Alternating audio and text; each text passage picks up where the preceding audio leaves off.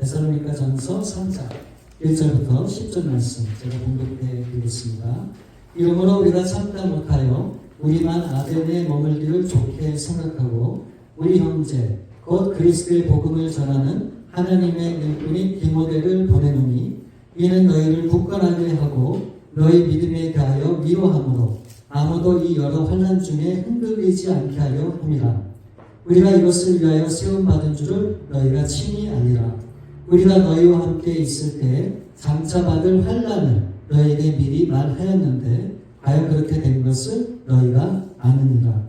이러므로 나도 참다 못하여 너희 믿음을 알기 위하여 그를 보내었노니 이는 혹 시험하여 우리 수고를 헛되게 할까 함이니 지금은 디모데가 너희에게로부터 와서 너희 믿음과 사랑의 기쁜 소식을 우리에게 전하고 또 너희가 항상 우리를 잘 생각하여 우리가 너희를 간절히 보고자 함과 같이 너희도 우리를 간절히 보고자 한다 하니 이러므로 형제들아 우리가 모든 궁핍과 환난 가운데서 너희 믿음으로 말미암아 너희에게 위로를 받았노라.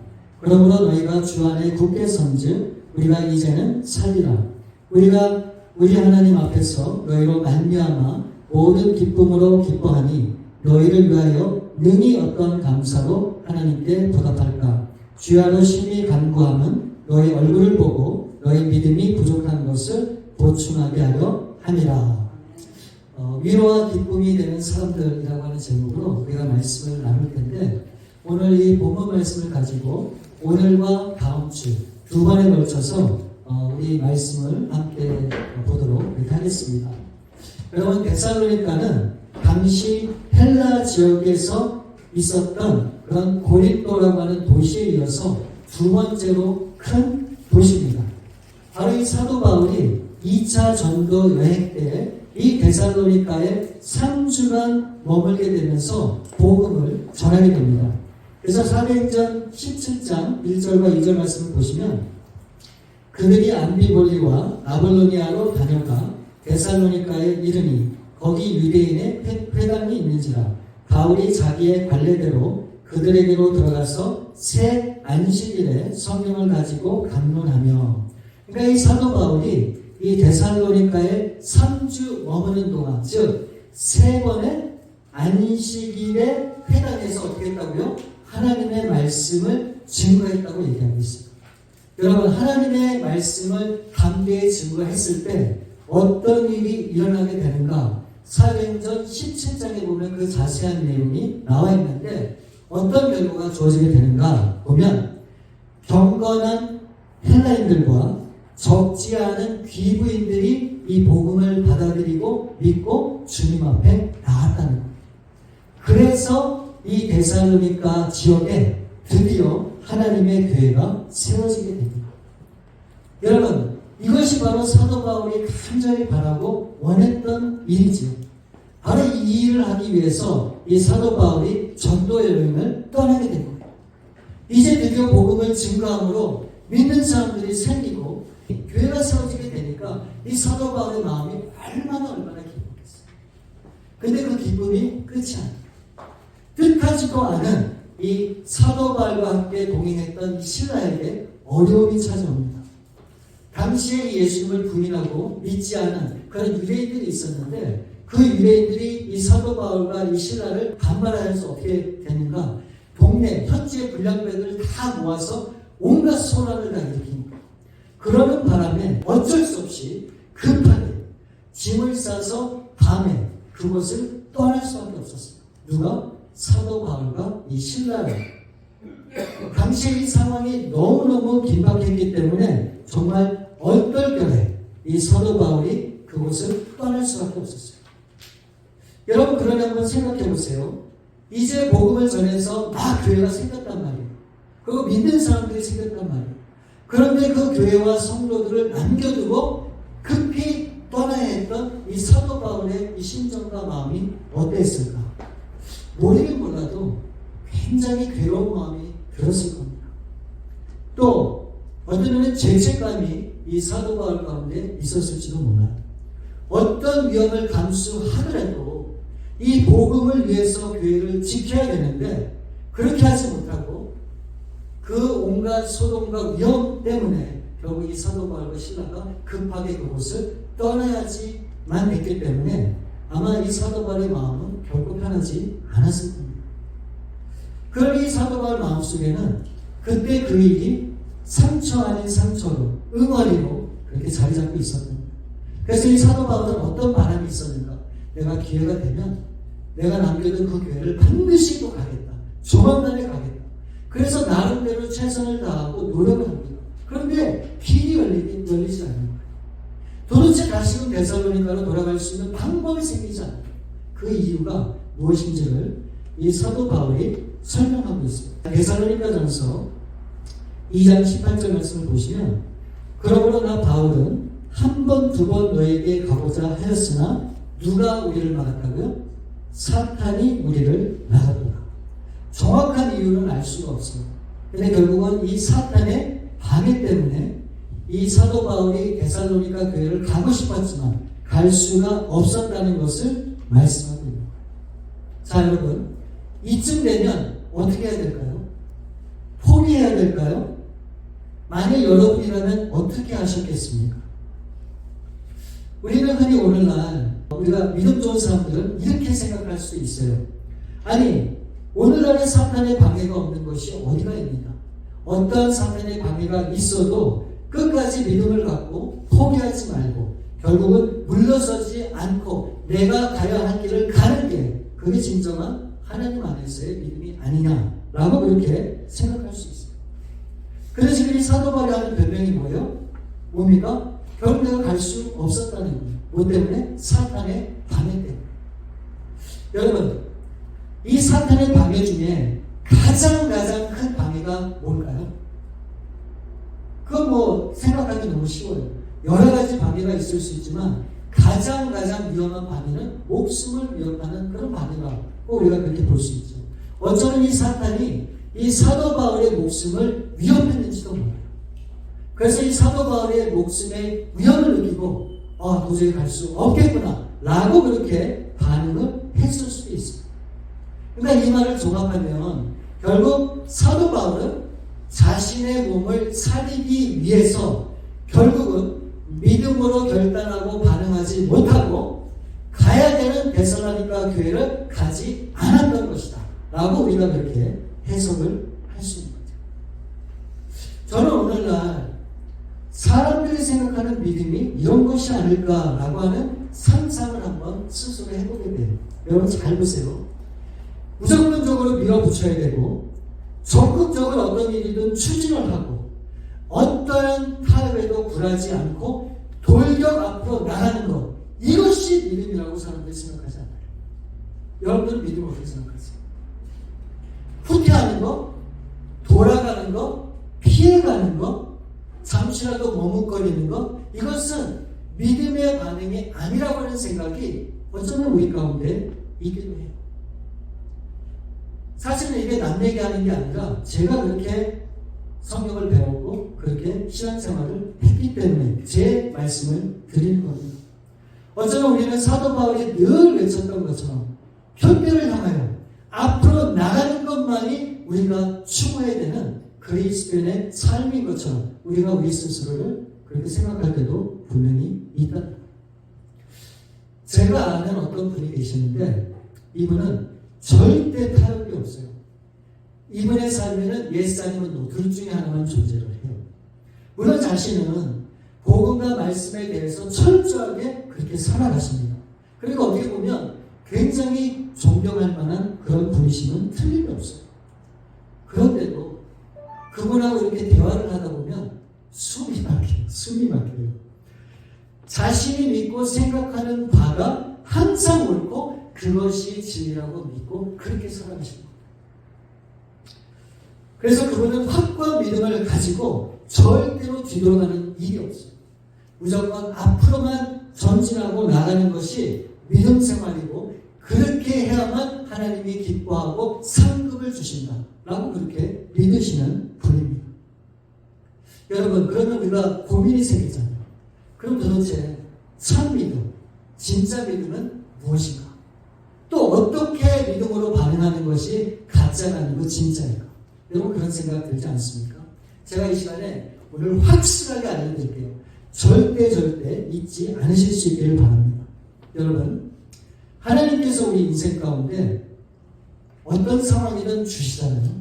그래서 우리가 그 환경과 상황 속에서 살아가고 있잖아요. 그런데 그 모든 주어진 상황과 환경을 내가 판단하고 결정하면 안 된다는 거예요. 내가 하면 안 된다는 거예요.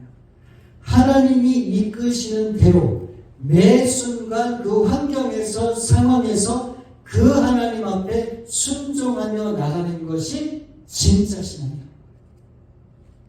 여러분 이해가 되세요? 그러니까 나에게 주어진 어떤 일이든 그 일을 이거는 이래서 이래. 그러니까 이런 결과가 있는 거야. 그러니까 이렇게 해. 라고 하는 내 생각을 다 내려놔야 돼요. 그리고 그 환경에서 도대체 하나님이 나에게 원하시는 것이 무엇인가를 깊게 생각하고 하나님이 이끄시고 이끌어 가시는 대로 순종하며 매 순간 나가는 것. 그게 진짜 믿음이라고 하는 거예요. 그러니까 여러분 이 얘기는 하나님이 가라 하시면 어떻게 해야 돼요? 가야 돼요. 하나님이 멈춰서라 하면 어떻게 됩니까? 멈춰야 되는 거예요. 하나님이 돌아가라고 말씀하시면 돌아가야 되는 거예요. 하나님이 피하라고 하시면 피하는 것이 믿음이라고 하는 사실을 우리는 절대 잊으면 안 돼요. 우리는 많은 때 내 뜻을 굽히지 않고 무작정 어떻게 합니까? 앞으로만 나가려고 해요. 여러분 이것은 참된 믿음의 반응이 아니에요. 물론 내 생각과 경험과 판단도 중요하지만 하나님이 허락하신 길에 내 삶의 발을 거기에 옮기는 것, 바로 이것이 믿음이라고 하는 사실을 우리는 절대로 잊으면 안 되는 거예요. 내가 원하는 대로 가는 게 그게 아니라 하나님이 원하시는 뜻과 길에 내 발을 거기에 담는 거예요. 여러분 이해가 되시죠? 그게 바로 믿음이란 말이에요. 하나님은 동쪽으로 가길 원하시는데 내가 서쪽으로 가면 어떤 일이 생길까요? 방황할 수밖에 없어요. 방황할 수밖에 없어요. 그러면 우리의 삶은 어떻게 될까요? 고난받아요. 쉽지가 않아요. 우리가 많은 때에 왜 하나님을 잘 믿고 섬긴다고 하면서도 힘든 그런 나날을 살아가는가? 이유가 하나님이 원하는 뜻대로 방향대로 가지 않고 내 생각에 따라 길을 가기 때문에 그런 방황하고 어려운 시간들이 우리 가운데 주어진다고 하는 사실을 우리가 기억을 해요. 그러므로 우리가 믿음 생활을 정말 잘 하려면 중요한 게 뭡니까? 하나님의 뜻을 아는 게 중요해요. 그렇죠? 자, 그러면 어떻게 하면 하나님의 뜻을 헤아리고 우리가 하나님의 뜻대로 살 수 있을까? 굉장히 많은 방법을 우리가 얘기할 수 있겠죠. 그러나 제가 가장 중요한 한 가지를 여러분에게 말씀을 드릴 테니까 여러분 절대 잊지 마시길 바랍니다. 여러분 일을 해결하기 위해서는 반드시 한 가지 조건이 전제가 돼요. 정말 하나님의 뜻대로 그렇게 살기를 원한다면 반드시 한 가지가 전제가 돼요. 그게 뭔지 아십니까? 바로 이거예요. 내가 생각하고 내가 계획하고 내가 판단하는 그 모든 것이 하나님의 뜻이 될 수도 있지만 그것이 하나님의 뜻이 아닐 수도 있다고 하는 것을 반드시 전제로 우리가 그렇게 생각을 해야겠다는 거예요. 그 이유가 저와 여러분은 하나님의 뜻을 다 알 수가 없어요. 그렇기 때문에 우리가 해야 되는 일이 무엇인가? 바로 이거예요. 자, 보세요. 내가 어떤 것을 계획하고 생각하고 나는 추진을 하고 이제 그렇게 살아가고자 해요. 그래서 하나님 앞에 그 뜻을 알기 위해서 기도를 하잖아요. 기도를 하는 가운데서도 그냥 넋놓고 있으면 됩니까? 내가 하나님의 뜻이라고 생각하는 것을 붙잡고 그것을 이뤄가기 위해서 계획도 하고 준비도 하고 최선으로 삶을 다해 그 뜻을 이루기 위해서 나아가야죠. 그렇죠? 그게 당연한 거죠. 근데 더 중요한 건 이거예요. 그렇게 해서 나아가되 거기에 따른 결과가 있습니까? 없습니까? 내가 원하는 대로 됐던 안 됐던 엉뚱한 게 생기던 어떤 결과가 우리 가운데 분명히 주어질 거 아닙니까? 그러면 그 결과에 대해서 어떻게 해야 됩니까? 잘 순수하게 받아들여야 바로 그것이 하나님의 뜻이라는 거예요. 여러분 보세요. 지금 사도 바울을 보세요. 지금 이 사도 바울 같은 경우에는 이 사탄의 방해로 데살로니가 교회와 성도들 보고 싶어서 다시 가고 싶은데 이 사탄의 방해로 갈 수가 없는 거예요. 그래서 결국은 자신이 가기를 포기하게 됩니다. 그럼 이런 사도 바울의 모습을 보면서 사람들은 그렇게 생각해요. 그 사도 바울을 조롱할 수도 있고 그 사도 바울에 대해서 온갖 비난을 할 수도 있어요. 자기 목숨을 구하기 위해서 교회와 성도들을 버렸다고 생각할 수도 있는 거 아닙니까? 그래서 그 사람은 매정한 사람이야. 그 사람은 하나님의 사랑을 모르는 사람이야. 얼마든지 데살로니가 교회 성도들과 이 사도 바울을 아는 사람들이 그렇게 이 사도 바울을 모략할 수도 있는 거예요. 어쩌면 이 바울 자신도 분명히 다시 되돌아가서 그 성도들을 바라보는 것, 그것이 정말 하나님이 원하는 거라고 생각했을 수도 있는데 가지 못하게 되니까 얼마나 자신에 대해서 후회를 하거나 또는 죄책감에 빠질 수밖에 없었겠습니까? 저는 충분히 그 마음이 이해가 됩니다. 여러분, 우리는 기억을 해야 됩니다. 사도 바울이 데살로니가에 다시 가지 못하게 된 것이 결국은 하나님의 뜻이었단 말이에요. 지금 사도 바울은 이제 이 불량배들의 그 소동으로 인해서 어쩔 수 없이 데살로니가를 나와서 아덴이라고 하는 곳에 갔어요. 여러분, 이 아덴은 그리스의 아테네거든요. 철학의 중심지, 쓸데없는 철학이 존재하는 그런 곳에 이 사도 바울이 머물게 됐습니다. 그래서 거기서 전도를 하고 열심을 다해서 복음을 전하는데 이게 통 먹히지가 않는 거예요. 자, 사도행전 17장 18절 말씀을 보시면 어떤 에피크로스와 스토아 철학자들고 바울과 쟁론하세요. 어떤 이들은 이르되 이 말자미가 무슨 말을 하고자 하느냐 하고, 어떤 사람은 이르되 이방신들을 전하는 사람인가 보다 하니 이는 바울이 예수와 부활을 전하기 때문이니라. 이 사도 바울이 이 아덴에서 그 잘났다고 하는 그 철학자들과 함께 쟁론을 하고 변론을 하면서 복음을 전했는데 이게 통 먹히지 않아요. 그러니까 전도도 안 되죠. 그 다음에 또 이 사람들을 복음으로 이끌려고 그러는데도 안 되죠. 오히려 이 철학자들에게 조롱만 당합니다. 그러니 사도 바울의 심정이 얼마나 힘들었겠습니까? 여러분 보세요. 데살로니가에서는 이 사도 바울이 3주 동안 있으면서 3번에 걸쳐 회당에서 하나님의 말씀을 담대히 증거했을 때 헬라인들과 귀부인들이 복음을 듣고 교회까지 세웠잖아요. 그런데 이 아덴에서는 아무리 열심으로 복음을 증거하고 전해도 사람들이 더 믿지 않는 거예요. 그러니 이 사도 바울이 얼마나 낙심이 되고 힘이 들겠습니까? 그렇게 보면 오히려 힘들고 어렵기 때문에 당시에 이 사도 바울과 또 신라와 또 나중에 합류한 이 디모데가 한마음 한뜻이 돼서 이 아덴 사람들을 변화시키기 위해서 더 노력을 해야죠. 더 열심히 하나가 돼야죠. 그런데 그런 상황 가운데 이 사도 바울이 굉장히 중요한 결정을 냅니다. 2절 말씀을 보세요. 우리 형제 곧 그리스도의 복음을 전하는 하나님의 일꾼인 디모데를 보내노니 이는 너희를 굳건하게 하고 너희 믿음에 대하여 위로함으로. 이 사도 바울은 지금 이 아덴에서 너무 힘들고 어려운 상황 가운데서도 이 데살로니가 교회 교인들을 위해서 어떻게 합니까? 이 사도 바울이 가장 아끼고 사랑하는 이 디모데를 이 데살로니가 교회에 보내기로 그렇게 결정해요.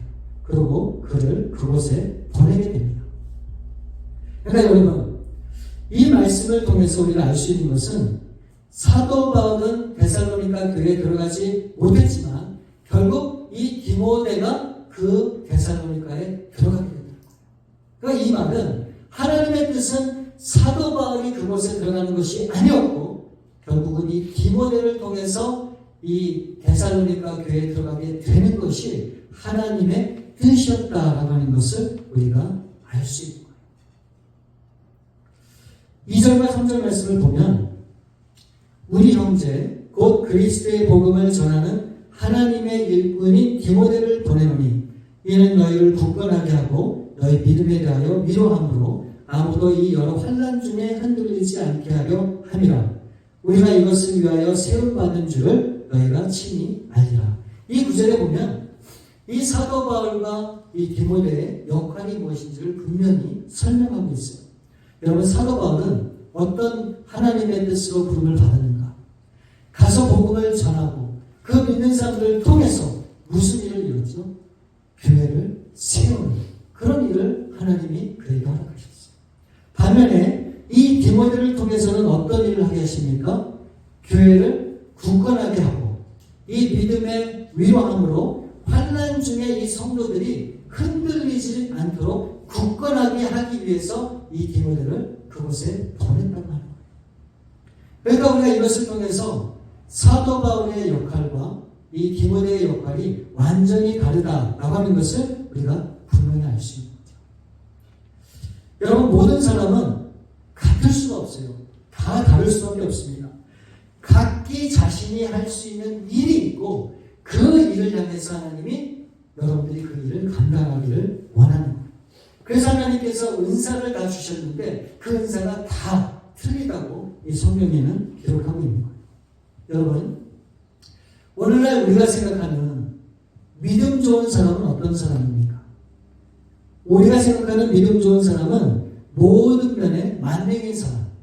말씀도 잘 알고 기도도 열심히 하고 헌신적이고 봉사를 잘하고 모든 일에 적극적인 그런 사람이 믿음이 좋은 사람이라고 우리는 그렇게 생각을 하는데, 여러분, 성경이 가르쳐주고 말씀하는 그런 믿음의 사람은 어떤 사람인가? 여러분, 어떤 사람이라고 생각하십니까? 하나님이 원하시는 자리와 위치에서 자기가 할 수 있는 최선의 것을 하나님 앞에 드리는 사람이 정말 믿음의 사람이고 좋은 사람이라고 그렇게 말씀하고 있어요. 여러분, 나에게 없는 것을 없다고 불평하지 않고 있는 것을 가지고 하나님 앞에 최선으로 섬길 수 있는 그 사람, 그 사람이 정말 하나님이 주목하는 사람이고 그런 사람이 하나님이 기뻐하는 사람이라고 하는 것을 우리는 알아요. 어떤 사람이 많은 능력이 있어서 많은 일을 감당하는 건 그건 그 사람의 문제예요. 하나님은 나에게 주신 은사가 있고 나만이 감당할 수 있는 어떤 그런 일이 있단 말이에요. 그 일이 작은 일이고 아무것도 아닌 일이지만 내가 그것을 하나님의 기쁨과 영광을 위해서 사용하면 하나님이 보실 때 바로 그 사람이 믿음의 사람이라고 하는 것을 우리에게 알려주십니다. 그러니까 우리는 남들하고 비교할 것이 아니에요. 하나님이 나에게 주신 것이 무엇인지를 아는 것이 중요하고 그것을 통해서 내가 하나님 앞에 영광 돌리면 그게 하나님이 보실 때 너무너무 귀한 사람이라고 하는 것을 분명히 말씀해 주십니다. 그러니까 우리 신앙은 비교할 게 아니에요. 네. 나에게 주신 것을 잘 알고 정말 하나님의 그 기쁨을 위해서 내가 그것을 잘 사용하면 그것으로 우리 하나님은 정말로 만족하신다고 하는 사실을 여러분이 알 수 있길 바랍니다. 요 며칠 전에 우연히 이 TV 화면을 통해서 잘생긴 한국의 배우를 보게 됐어요. 제가 어디서 많이 본 사람인데 이름을 잘 모르겠더라고요. 근데 저희 집사람이 그 사람이 현빈이라고 얘기를 하더라고요. 우리 여자분들은 다 아시는데 우리 남성분들은 무표정이세요. 솔직히 저는 그 사람이 처음에는 몰랐는데 정말 보니까 와, 잘생기긴 잘생겼더라고요. 어떻게 보면 저하고 조금 비슷한 면이 있는 것 같기도 하고. 여러분, 제가 10번의 성형수술을 한다고 이현빈이 될 수 있을까요?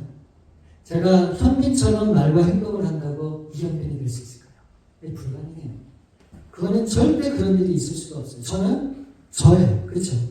하나님께서는 우리 외모뿐만이 아니고 여러분 개개인 한 사람 한 사람을 정말로 다양하게 만들어 보셨어요. 마치 그런 것 같아요. 여러분, 이 세상에 이 산들과 꽃들과 모든 자연을 보게 되면 만약 핑크색 한 가지 색깔로 다 되었다고 생각해요. 아니면 노란 색깔, 어떤 마음이 들까요? 굉장히 마음이 힘들 거예요. 그렇죠? 근데 이 세상에 정말 알 수도 없는 다양한 모든 총천한 색깔을 가지고 하나님께서 이 자연을 만드셨어요. 우리가 그것을 볼 때 어때요? 마음이 기쁘고 눈이 즐겁잖아요. 마음이 평안을 갖잖아요. 우리 하나님은 정말 다른, 정말 특별한 그런 사람들의 그런 모습을 통해서 정말 그런 아름다운 그런 모습을 하나님이 느끼길 원하시는 거예요. 그러니까 내가 갖고 있는 어떤 그런 나만의 것들이 하나님 앞에는 너무너무 소중하다고 하는 그런 사실을 기억을 해야 됩니다. 그래서 이 사도 바울은 자신이 하나님 앞에 받은 교회를 세우는 일에 열심으로 부름을 받았고, 이 디모데는 정말 이 교회를 잘 돌보고 굳건히 흔들리지 않게 세우는 일에 쓰임받기 위해서 하나님이 부르셨단 말이에요. 네. 그 모습이 너무너무 하나님 앞에는 아름다웠다고 하는 거예요. 그렇기 때문에 이 사도 바울 자신과 이 디모데와 또 이 데살로니가 교회에 있는 그 교인들이 그런 모습을 보면서 정말 하나님만이 주시는 그런 큰 위로와 기쁨이 있었다고 하는 것을 우리가 나중에 우리 다음 시간에 이 말씀을 통해서 좀 더 구체적으로 우리가 확인을 할 수 있게 됩니다. 여러분, 제가 질문을 한번 드릴게요. 여러분 한번 맞춰보세요. 여러분 혹시 우리 베다니 교회가 다른 일반적인 교회와 다르게 우리 교회만이 갖고 있는 특징이 있습니다. 여러분 혹시 그것이 무엇인지 아세요? 맞히는 분은 제가 다음 주에 선물을 드릴게요. 우리 교회만이 갖고 있는 특징, 다른 교회는 별로 찾아볼 수 없는 우리만의 특징이 있어요. 그게 뭐냐면요. 우리 사랑하는 유성현 목사님과 제가 한 팀에 대해서 함께 사역을 한다는 거예요. 그러니까 어떤 보통 교회 목사님, 부목사님, 전도사님 그런 관계가 아니고 함께 사역하는 동역자로 함께 주님의 일을 행한다고 하는 것. 이게 우리 교회만이 갖는 특징이에요. 그런 팀 사역을 하는 교회가 많지 않아요. 거의 없어요. 있기는 있지만 정말 극소수예요. 한국도 그렇고 미국도 그렇고. 근데 여러분이 믿거나 말거나 바로 그런 교회를 실험하고 실천하는 교회가 우리 교회예요. 그래서 저는 너무너무 감사해요. 이렇게 하게 된 데는 우리 이은고 목사님의 역할이 컸어요. 이은고 목사님이 중간에서 다리를 놔주셨고, 그래서 결국은 함께 이렇게 사역을 하게 된 거예요. 이건 다른 교회는 없어요. 이렇게 함께 팀 사역을 하는 것이. 근데 이거보다 더 중요한 게 있어요. 더 중요한 게.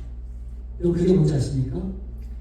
여기에 계신 한 분 한 분이 우리 베다니의 한 팀이 되어서 이제 하나님이 부르신 그 부름의 상을 위해서 우리가 함께 달려가고 있다고 하는 거예요. 네. 혼자 하는 게 아니고, 하신 그런 분이 하는 게 아니고, 어떤 믿음 좋으신 어떤 분이 하는 게 아니고, 우리 모든 우리 성도님들이 한 마음이 돼서 함께 그게 하나님 앞에 나아가고 있다고 합니다. 저는 분명히 믿어요. 물론 개인적인 상급도 분명히 있을 거예요. 그렇지만 그거보다 더 큰 상급이 저는 있다고 봐요. 왜 그런지 아십니까? 그것이 하나님이 교회를 세우신 목적이에요. 하나님은 개개인도 중요하지만 그 개개인이 한 공동체가 돼서 그 공동체로서 하나님 앞에 영광 돌리기를 원하시는 그런 뜻이 분명히 있다고 하는 거예요. 바로 우리 교회가 함께 그 뜻을 우리가 하나님 앞에 이어갈 수 있다면 우리 교회가 받는 모든 분들이 받는 그런 축복이 저는 굉장할 거라고 저는 분명히 믿어요. 그러니까 여러분, 교회에서 하는 어떤 일이 그냥 나하고 상관없는 일이 아니에요. 작은 일이지만 우리가 공동체이기 때문에 우리 모두의 일이에요. 제가 참 이 교회를 생각할 때 감사한 것 중에 하나가 우리 친구시간이에요. 왜 그럽니까? 정말 각자가 자원해서 작은 어떤 그런 마음이지만 뭐 반찬을 하든 음식을 하든 간식을 하든 뭘 하든 그 작은 거 하나라도 마음을 가지고 준비해서 가지고 와서 함께 나눠 먹을 때 얼마나 마음이 뿌듯하고 좋은지. 네, 저는 이것이 너무너무 아름다운 일이고 정말 이게 교회의 모습이다라고 하는 생각이 참 많이 들어요. 이제는 그것뿐만이 아니고 지금처럼 우리가 교회에 어떤 일이든 정말로 하나님이 기뻐하는 어떤 일이 있다면 그 일에 여러분 한 분 한 분이 우리가 함께 동참하고 한 마음과 한 뜻이 돼서 우리가 그 일을 함께 이뤄갈 수 있다면, 와, 우리 하나님이 우리 베다니 교회를 통해서 얼마나 기뻐하실까, 얼마나 감격을 하실까 하는 그런 생각을 해볼 때 이 정말 마음이 찐한 그런 생각이 됩니다. 그래서 우리가 정말로 하나님의 자녀로서 한 공동체로서 이제 하나님이 원하시는 그런 일에 우리가 교회뿐만 아니고 여러분들의 가정에서, 여러분들의 직장에서 우리가 알 수 있는 최선을 들여서 하나님의 영광을 드러내고 하나님 앞에 잘했다 칭찬받는 그런 삶이 되었으면 좋겠어요. 그래서 이 세상 사람들에게, 아니 우리 아직 안 믿는 가족들에게, 아니 우리 주위의 친구들에게 정말 하나님의 위안과 기쁨을 나눠줄 수 있는 그런 저와 여러분들 될 수 있기를 주님의 이름으로 축원을 드립니다. 우리 시간에 함께 기도하는 시간 갖기를 원합니다. 우리가 그래서 한번 그렇게 기도하면 좋을 것 같아요. 하나님, 나 혼자 신앙생활 잘하고 열심히 하는 것도 좋지만 우리 공동체를 위해서 정말 위로와 기쁨을 나눠주는 그런 신실한 그런 주님의 자녀가 되길 원합니다. 작은 나의 마음이고 작은 나의 정성이겠지만 그것을 통해서 누군가가 기뻐하고 즐거울 수 있다면 그것을 통해 우리 하나님 얼마나 좋아하실까. 우리가 그 모습을 바라보고 다시 한번 생각을 해보면 좋겠습니다. 그래서 우리 시간에 이렇게 기도합니다. 하나님, 정말 위로와 기쁨을 나눠주는 그런 사람으로서, 그런 배단의 성도로서 쓰임받을 수 있도록 도와주옵소서. 우리 그런 마음으로 함께 기도하며 나가시겠습니다. 아버지 하나님 감사합니다. 우리 배단의 교회를 사랑하여 주시고 우리를 하나님의 귀한 은혜 가운데 불러주시면 감사합니다. 하나님, 우리가 대단한 사람 같지만 어떻게 보면 아무것도 할 수 없는 나약한 존재임을 우리 주님이 아십니다. 그럼에도 나에게 주신 하나님의 은사와 나만이 할 수 있는 어떤 그런 일을 우리 하나님께서 주셨기 때문에 이제 그것을 가지고 이제 하나님을 위해서 온전히 살아가고 쓰임을 받기를 원합니다. 하나님, 이제는 나 혼자 그렇게 하나님의 놀라운 은혜와 평강을 누리는 그런 삶을 내가 하나님 앞에 받은 그 은혜를 가지고 이제는 나눠주며 살아가는 그런 삶을 살 수 있도록 하나님 도와주셨기를 원합니다. 우리 사랑하는 모든 성도님들, 이제 나와 너의 일이 아니라 우리가 함께 이뤄가야 되는 이름을 기억하고 작은 일이지만 우리가 협력하고 마음을 모으고 뜻을 합쳐 이제 하나님의 기쁨 가운데 나갈 수 있도록 도와주옵소서. 때로는 부대끼고 어렵고 정말 의견이 맞지 않고 또 힘들 그런 우리의 시간도 있겠지만 그럴 때일수록 더욱더 용납하고 수용하고 사랑하는 하나님의 말씀을 실천해 갈 수 있도록 하나님 도와주옵소서. 그래서 이제는 우리 배단의 교회가 성숙한 모습으로 정말 이 마지막 때 하나님 앞에 아름답게 쓰임받고 크게 그 영광 돌리는 그런 귀한 교회가 되시고 하나님 도와주시고 우리 삶을 좋으신 아버지 하나님 감사합니다. 우리 배단의 교회를 사랑하여 주시고 우리를 불러주신 그 하나님의 은혜가 얼마나 크고 놀라운지 진심으로 감사드립니다. 아버지 하나님, 정말 저희는 연약하지만 다시 한번 이 말씀을 통해 우리의 작은 몸짓과 그 마음이 얼마나 우리 하나님 앞에 중요하고 또 하나님의 기쁨이 되는가를 우리가 보았습니다. 하나님, 이제부터 우리가 이 마음을 가지고 이제 서로 협력하고 마음과 뜻을 모아 이제 하나님의 영광 가운데 나가는 저희 모두가 될 수 있도록 우리 주님 함께해 주옵소서. 한 주간도 승리하며 주님의 영광을 드러낼 수 있도록 우리 주님 함께해 주셨기에 다시 한번 간절히 바라고 원하며 우리 거룩하신 주 예수 그리스도 이름으로 감사하며 기도드립니다. 아멘.